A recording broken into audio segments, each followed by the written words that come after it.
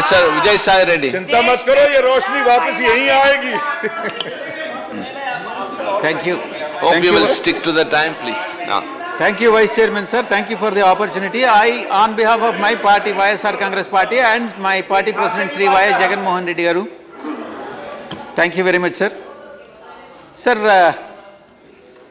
there is great amount of injustice that has been meted out in Andhra Pradesh. Even in this budget and the commitments that have been made in the Reorganization Act. Sir, the first and foremost thing is the special category status which has been assured and by none other than the then Prime Minister of this country in 2014. Sir, I would like to bring to your notice that the special category status for the residuary state of Andhra Pradesh is a lifeline and there cannot be any substitute for special category status, and special package is no alternative for special category status. Therefore, unless and until special category status is granted to the residuary state of Andhra Pradesh, it can't develop on par with the other, equally with the other state, and it has already been left as agrarian state, and in future also it will continue to be agrarian state if special category status is not granted. Sir, the next point is railway zone. There, the railway minister, yesterday or day before yesterday, he came to the floor and then has misled the House. I have no hesitation to say that railway minister has misled the House. And he said, see, Act does not contemplate the consultation with the other parties. Act has specifically provided that the railway zone would be created, constituted.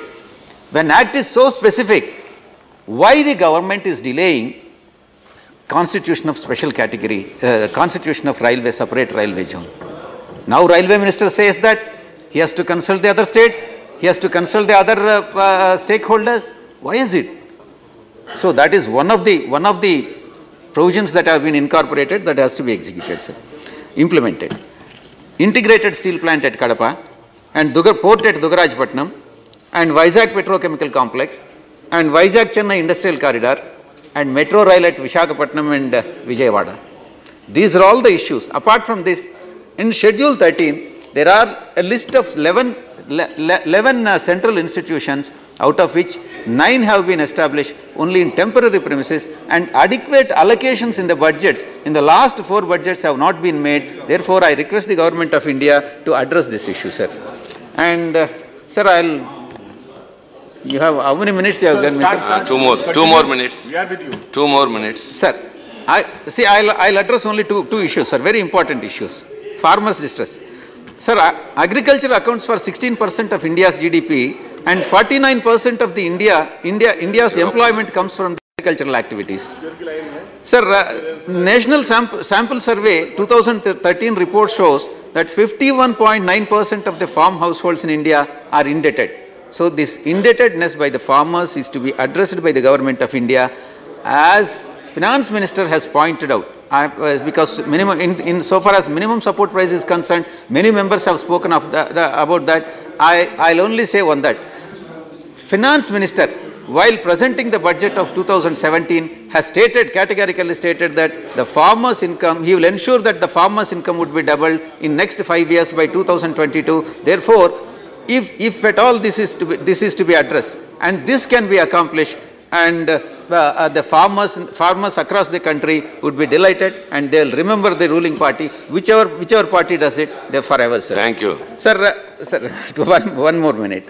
Sir, I'm not touching upon the minimum support price. It is only the cost of production. What is the cost?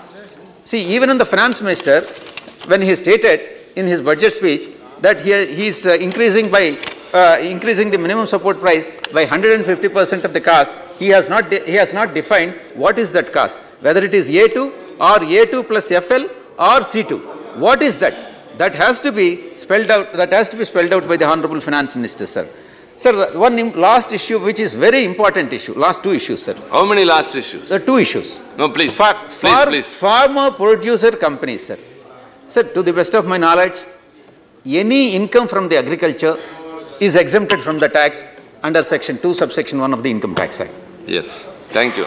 Sir, if that is so, it is undoubtedly happy that the Finance Minister has pointed out that number of farmer producer companies have been set up in India, and they are basically companies set up by the group of farmers.